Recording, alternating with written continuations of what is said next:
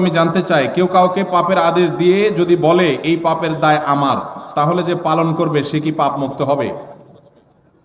ফেরেশতাদের মগুর দুইজনই সমানভাবে খাবে। যে আদেশ দিছে সে তো হুকুমের আসামি হিসেবে খাবেই, আর যে এই যে সরল শাস্তেছে যে আমাকে তো সে আদেশ দিছে, তো নবী করিম সাল্লাল্লাহু আলাইহি ওয়াসাল্লাম বলেছেন লা তাআতা লি মাখলুকিন ফি মাসিয়াতিল খালিক, আল্লাহর কোন নির্দেশ লঙ্ঘন করে পৃথিবীর কারোর কথা মানা যাবে।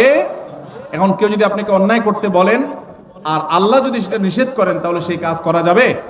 যদি করেন তাহলে আপনিও অপরাধী হবেন।